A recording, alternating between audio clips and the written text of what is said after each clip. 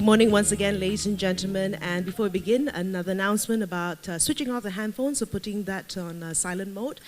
And in light of the announcement by our Prime Minister last night that all lives are potentially lost, our hearts go out to the families of the passengers of MH370. I respectfully request for a moment of silence as we offer our prayers and thoughts to the families that they may find courage and peace to accept the heartbreaking loss. Thank you.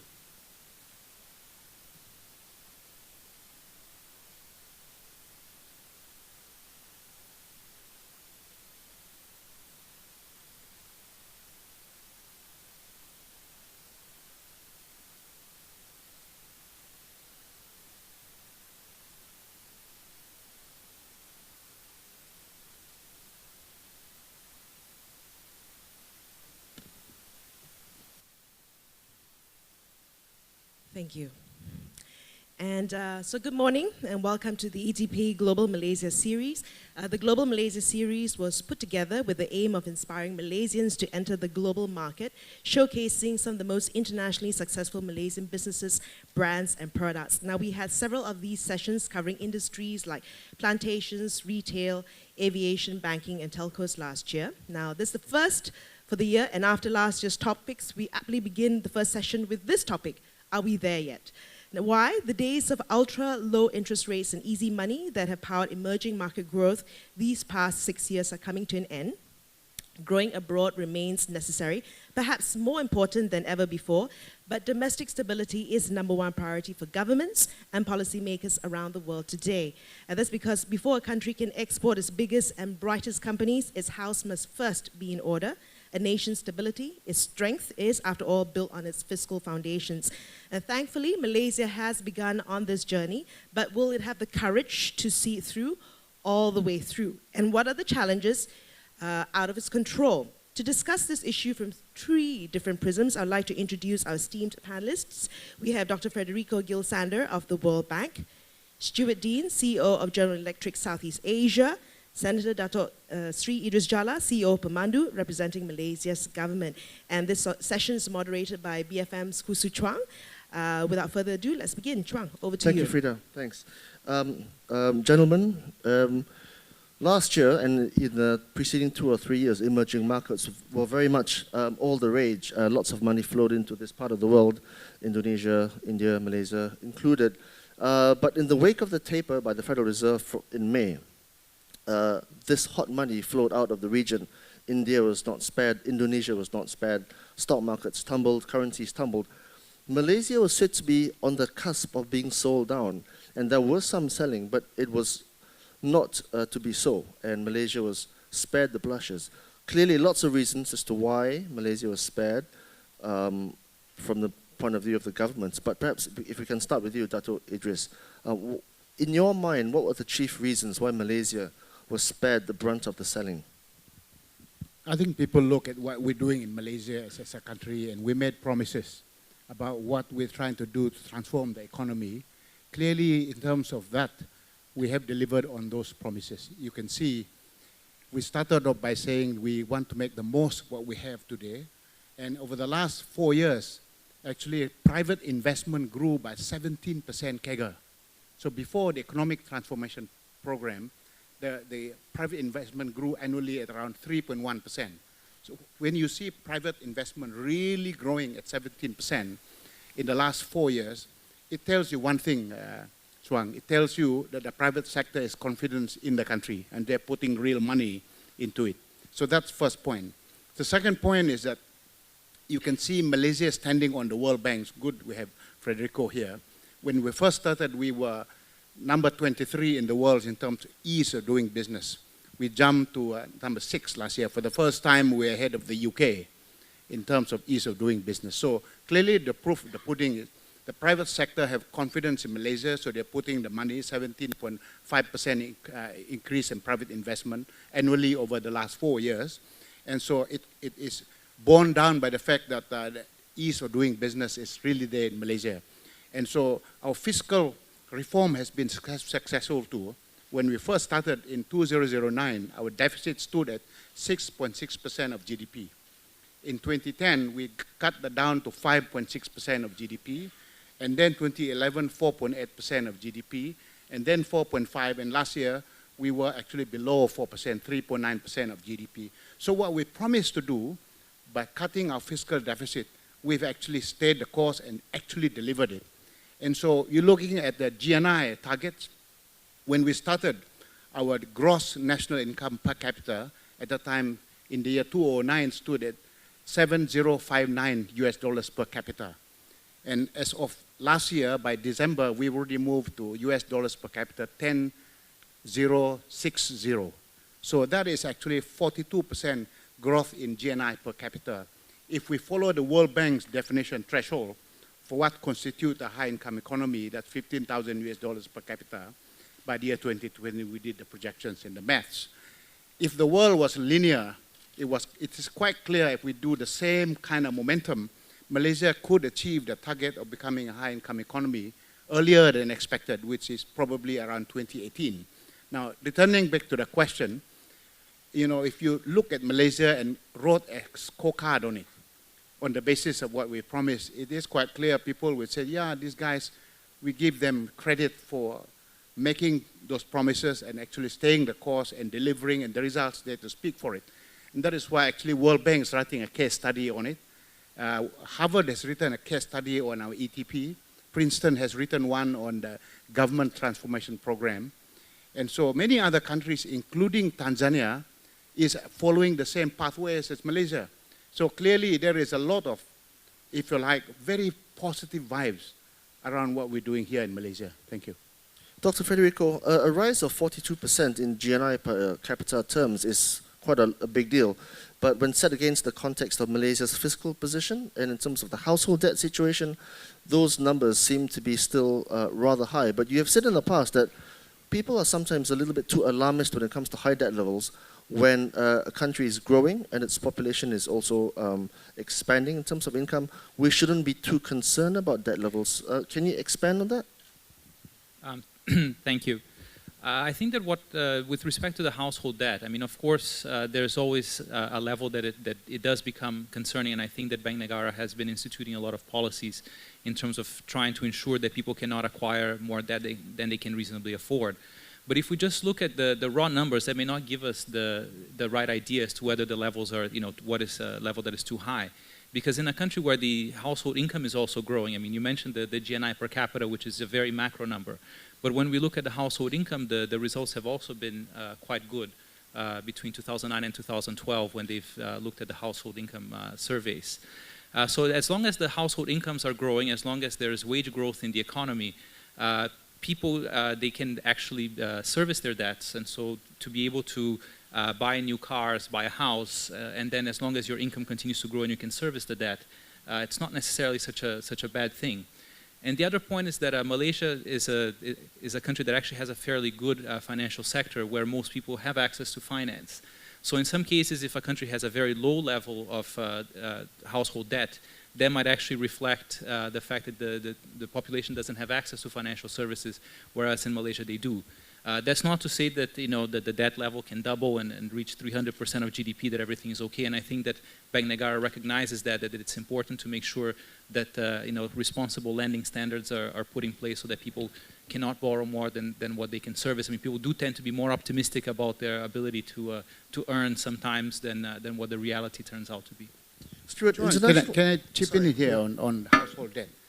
It is a concern, I think, the level of household debt, but it's not alarming. The reason why I say that is, if you take a look at the numbers today, household debt is around 86% of our GDP.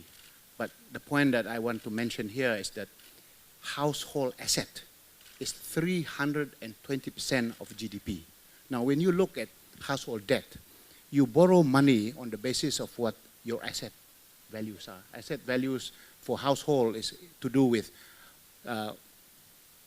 real estate property, and that is also included inside there is our EPF money and plus many other things. So to add it all together, the numbers actually, it says that our household assets are at 320% of GDP.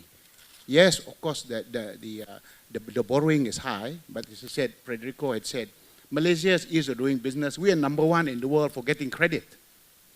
number one in the world for getting credit. So if you're number one in getting credit, it's easy to borrow money. If it's easy to borrow money, you make sure that is there good collateral? Are the property prices on the rise? Are the assets healthy? And if the assets are healthy, it's okay. So as I said, the household assets are at 320% of our GDP. So that's, I would say it's a concern, but it's not alarming.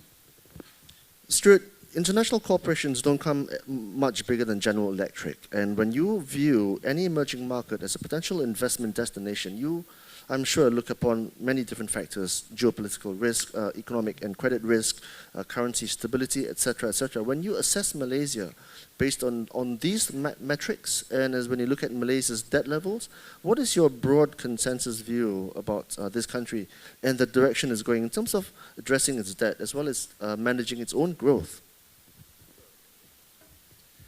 Sure. I think Malaysia is a very attractive country for a company like GE.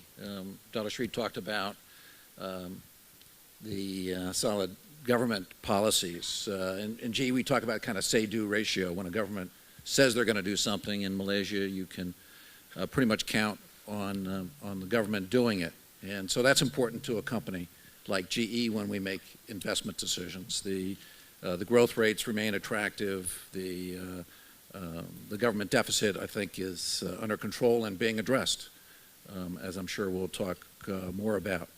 And I think GE's the best indicator is how good has our experience been in the past, and we've had very good experiences with our investments in Malaysia, and that's why we continue to invest here.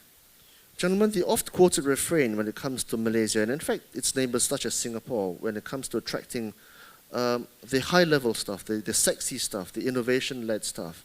Dato Idris, perhaps you can start with this. You've said in the past that reaching 2020 with our GNI targets being met is no concern, but structurally going beyond that to perhaps one day build the next Samsung or one day to build the next Apple. Now that could be an area where structurally Malaysia is not set up to perhaps achieve. And from the talent standpoint, what do you think Malaysia needs to do to get up to speed on this front? Yeah. Thank you. A country and an economy is very much similar to a business. If I put the analogy, if you run a business and you want to make it succeed, I always believe that the first step you need to do to make the business prosper is to make the most of what you have. So your existing business, and a country is like that too. We need to make the most of what we have in the sectors that are already existing. Oil and gas, how do you get more oil and gas out from the ground? Oil palm, how you get tourism. All of those are what's called making the most of what you have. Then the second part of what you need to do is to grow from where you are on those existing stuff. That is part two. Now the third one is the sexy stuff, breaking new grounds, the next Samsung, and all of those things. I believe that countries like businesses, you don't jump into the sexy stuff until you have successfully made the most of what you have and again new businesses in the existing sectors. What we're doing in Malaysia is to make sure between now and the year 2020, we make the most of what we already have. We know there are 12 national key economic sectors, the ones that we really think we can make a lot more GNI, a lot more corporate wealth, country wealth from those areas. We need to expand that, but we need to keep an eye on the future, which is breaking new grounds in terms of innovation. Therein lies the area that I believe still a lot more work for us to do. Now, returning back to the point that you raised, Chuang, because we have been, for a long time, putting a lot of emphasis on what we traditionally have, our existing commodity-based economy, and a lot of our talents are in that area. So when you start to jump into breaking new ground, you really need to make sure that you have to groom the talent to be equipped to deal with that stuff. And so that is why we started this Global Malaysia series. And we wanted to make sure we have a dialogue in Malaysia about what we needed to do post-2020. And we are now making the most of what we have today. But I do structurally believe that Malaysia has to change the way we look at the country post-2020. I'm no doubt in my mind, if we continue on the current path, we will achieve our high-income economy status by 2020. But then the question is, what next? How do we grow beyond that? Therefore, the Global Malaysia series is a dialogue to begin shaping policy in that area, and I do hope that the 11 Malaysia plan will begin to put some of those things in there so that we will then make those changes for Malaysia post-2020. Dr. Frederico, the World Bank, interestingly, does not view Malaysia's debt levels as too alarming. Rather, you have said that by far and away your biggest concern for Malaysia is the talent or lack thereof. Can you explain? You know, I want to pick up on what Dato Sri was saying about how, you know, the first step is to actually pick up on the assets that you have. So Malaysia is blessed with a lot of natural resources, and I think that it makes sense to make the most out of what you have and manage those resources well. And I think that in that regard, I mean, Malaysia is clearly a success story. But if you want to create the next Samsung, the next Apple, you need a different type of asset and different kind of capital, which is human capital and human assets. And the way that Korea came up to having the next Samsung is because they really boosted their level of education, starting from the rural areas, the poor performing schools, and really brought that up to international standards very quickly. And they moved to having actually now a problem with too many people in university. In Malaysia, only about 30% of the people actually go to university. In Korea, that's almost 100% of the young people. So there needs to be a very radical transformation, even in the quantity of human capital that Malaysia will need to be able to have the human capital stock, to have that as an asset of the economy from where investments can leverage on. And also when we look at the issue of the quality of education, that's another great concern, especially looking at basic education, where you have some of the competitors like Vietnam, which is a much poorer country. You know, Malaysia is about $10,000 GNI per capita. Vietnam is less than $5,000. But Vietnamese students, both in cities and in rural areas, actually perform better than Malaysian students. And that to me is something that should be very alarming to Malaysia. It's much more alarming than the debt situation. When we look at the next Samsung, I was just driving on Tun Razak today and I see a building from Huawei, the Chinese company. And then you see that, you know, in China you have the top school system in the world in Shanghai that actually has the highest scores in these global tests, better than the US, better than in Finland. And they are actually, you know, maybe on track to creating the next Samsung. So I think that if Malaysia by 2020 wants to have that kind of human capital base, the time to start is really now. I mean, the more you wait, forming human capital takes a generation. So to me, that's the biggest challenge and something that needs to be done, you know, starting right away. Stuart, I'm afraid this next question comes to you then, because despite spending Malaysia something like 55 billion ringgit a year on the Ministry of Education, clearly we have not made the same kind of traction that we would like. Now, unfortunately, this country and the education system is overly tinged with race and religion. Now, in your quest to perhaps expand in this region, perhaps springboarding from Malaysia, what do you think Malaysia's legislators need to do to address the huge issue of talent, and not just the origination of talent, but the drainage of talent as well? That's a difficult question. I'll stall a little bit, if I may, by trying to answer the previous question about sexy investments. I think there are some sexy things going on in Malaysia, and that shows that there is a lot of talent in Malaysia that can develop these things. I'll give you a couple of examples. We're working with Petronas. Petronas will be the first company in the world to develop a floating LNG plant. And it's a great cooperation with GE, where we're collaborating with Petronas on developing the technology there. And along those same lines, we're putting in a third remote diagnostics and services center to serve the GE global oil and gas business here in KL. It'll be the only one in Asia. And we've got great talent. And that's going to lead to analyzing tons of data in order to better improve operations, not only for Petronas, but for oil and gas companies around the world. So there's so many of the entry point programs that are truly innovative. We have one in our healthcare business around remote scanning and diagnostics. It's not easy, it's breaking new ground, and we're still working on it. But I think there's a lot of great things going on, and I would say generally GE has been able to find great talent in Malaysia. Is there enough talent to get to the next level?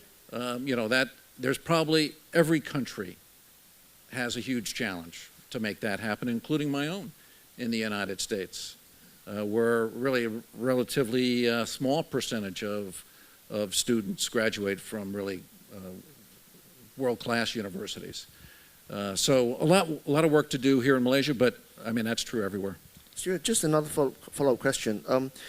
In the context of your plans in, say, 10 years' time, and if Malaysia does not get its act together, how much of a deal breaker do you think it is if you cannot find the requisite levels of talent that you require in your corporation from a local perspective? Well, that would be that would certainly depress our investment spending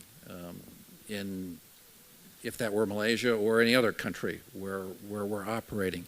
However, I think the government has a role to play, but private companies also have a role to play, making sure that we're linked to universities. Just in the last couple of years here in Malaysia, we're working with a number of universities on internship programs, curriculum development, making sure that we're helping the universities to graduate students that can seamlessly join a company like GE. So I think we all have to work together. I mean, at the end of the day, I think meritocracy is what's required in any educational system, and that the best students should be able to compete and go wherever they want. Dato Idris, going on from what Stuart was saying, and in terms of perhaps a company like Sapporo Kencana, which has proven itself in a very specific oil and gas industry, the initiative really must be on a much broader basis. And I'm going to cite your having attended the Penang Skills Development Corporation, where having spent something like 7 million ringgit, they've originated 180,000 graduates, of which almost all are fully employed. Now, that's, of course, a vocational initiative. But what do you think Malaysia can do, and will it do, to get to those kinds of ratios on a spend basis? The Penang Skills Development Center is actually a very good example of a pathfinder institution that shows how to do it. It's been there for a few years now, maybe I can't remember, 10 years or so. The government put in something like 70 million ringgit only in terms of grants that it provides to the Penang Skill Development Center. But the curriculum, everything that's done there, the whole institution is tripartite cooperation within the government, academia, in this case USM, and also the private sector, more importantly in that area, in the electrical and electronics business. Now, we spent 70 million altogether over the period, and the total number of graduates successfully 100% employed, 180,000, that's the one you mentioned. If you do the maths, 70 million divided by 180,000, that is actually a little more than 300 ringgit per graduate, all employed, 100% employment. And their pay is even higher than the normal graduates coming from normal university. So that, to me, is a pathfinder project. Now, if that works there, clearly, there is a possibility of expanding something like that elsewhere. We have more than 1,000 institutions that do vocational and skills training across the country, and we spend a lot of money on them. Some of them are good, some of them are bad, some of them are mediocre. I think it's huge mixed bags. If you think about the future for Malaysia moving into breaking new grounds on innovation, we need to find an innovative way to do that, to bring the talent. And this is a pathfinder institution that has successfully been doing it. And of course, the private sector put in the money. The guys come out there and learn engineering or all sorts of stuff. But they do vocational training in the factories. So that, I think, is the way forward for Malaysia. 3.3 million jobs, we said we will need to create between now and the year 2020. 46% of those jobs, we forecast them to be requiring vocational and technical training. And so therefore, it's a lot of need for doing that in Malaysia. I have no doubt in my mind there are people in this country that can step up to that challenge. Returning back to Frederico's point about overall education. That is why we launched the National Education Blueprint. That's a blueprint to address drastically the way we shape the future generation in this country. So we're beginning with all the work that is needed at primary and secondary school, including right up to tertiary. And there are fundamental issues that we need to confront. I give you one example to give evidence how serious the government is in looking at this. We have 70,000 teachers that teach English in our schools in Malaysia, 70,000 teachers. And we had to get all of them to sit for the English test, Cambridge placement test. And if you were to do something like that in the UK and get all the English teachers who've been teaching for 10 to 20 years to ask them to sit for the test, I think you have them all in the street on strike. But we did it here in Malaysia. Last year we got all 70,000. Unfortunately, 70% of them didn't quite meet the standards that we require. That's a fundamental issue. We know them by name too now. So it's not a theoretical point. We know who passed it, who didn't pass it. So with the work and the help of British Council, we've now gotten all of them to then attend night classes, weekend classes. In fact, for the first 6 to 8 months, they've gone through remedial classes. 75% of them have improved their scores by 1 point, by one notch rather. So that's actually good and very encouraging work so far. But I'm saying that was as one. There are 11 shifts in the National Education Blueprint. Tremendous attention has to be put in to execute this well, for us to make sure that the future of Malaysia is then sustainable going forward. Can I just quickly, I mean, one of the things that I really admire in terms of PEMANDU's work is making sure that things are measured and that we have, you know, that you test the teachers, you rank the schools. I think that one of the areas, if I can urge in terms of what is very important for improving education, is improving the quality of the teachers, especially at entry. Yeah. Right? You have the teaching workforce that you have to do the best that you can to improve their skills, but also trying to make at entry, really selecting the best students to be the graduates. So I think that collecting more information, publishing more information about the quality of the teachers that are entering, I think that that will also help create a discipline that you're only really taking the best into the teaching profession. Totally agree. Of the 11 shifts, one of them is the quality of teachers. That's absolutely key. And if we get the right screening criteria and we weed out those who are not there, shouldn't be there, then I think that's a good starting point. We have 400,000 teachers. So out from 1.4 million civil servants, 400,000 of them are teachers. Now that's a big number. So it is very important that these 400,000 teachers are really punching above their weight, because the future of Malaysia hinges on the quality of what happens in the classroom.